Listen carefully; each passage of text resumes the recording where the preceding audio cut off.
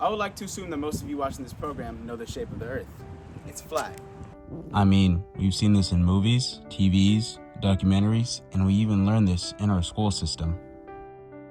But one of the biggest cults in the world, known as the Round Earth Organization, heavily debates this subject.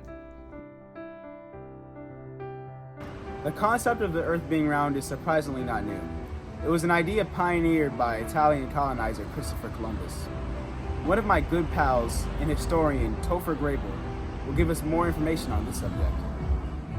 Christopher Columbus was famous for his crackpot theory that the Earth was a sphere or a ball, and he tried using Spain's resources to prove this theory because he thought he could sail all the way around the world from Spain to India. Instead, he killed a lot of innocent people in the Caribbean. There are other crackpots that support this theory throughout history, like Neil deGrasse Tyson and Albert Einstein. Nut jobs, I tell ya. Now that we know the deep historical background behind the round Earth theory, it's time to educate ourselves on the people a part of this ever-so-growing cult. Sarah Jenkins, a former round earther, will give us more information that we need for our investigation. So, would you consider them a cult? Very much so. They try to push propaganda onto you by just posting various quite creepy things online and just push their views onto other people. So, what was your job in the cult? My job was to animate round earth propaganda, mainly for kids, and they paid me a lot of money, but I was never really sure where all this money was coming from and where they got it from. Do you mind if we show them what you kind of animated? Not at all. Now, let me tell you about the shape of our Earth.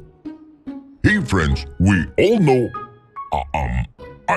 apart from the flat Earth community, we all know that the world is round.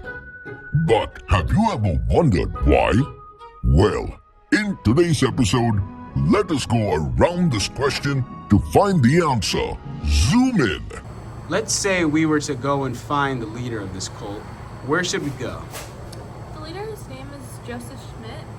He's usually in Chicago, and you can find him there. He's very open to being interviewed, surprisingly. So I'd go right ahead. Wow. Just wow. The lies told by this cult, especially the ones toward children, just make my blood boil. I was planning on being open-minded to these people, but they have gone way too far. I think it's time to intervene. I'll be going to Chicago to interview this Joseph Schmidt and really see the evils of this cult. So what's with this mask and a voice changer setup? This is just what I put on for interviews. So, what's your guys' intentions with this cult of yours? Well, you see, it's not really a cult. We merely wish to prove that the way we view the world is misguided. You see, to put it in simple terms, the Earth is more of a spinning ball orbiting around the sun than a piece of cardboard. I have a book for you to read. What do you have to say to those people that say you're some no-good cult leader? My critics are just misguided. You see, if they just went on roundearth.com, they would realize that I'm correct and they're not. Well, thank you for your time, I guess. Good luck with your little cult. Not a cult. That was the most interesting episode yet. This is one of the biggest cults in the entire world. In tomorrow's episode, we'll be talking about the community of people that believe in these lizards called dinosaurs. Till next time.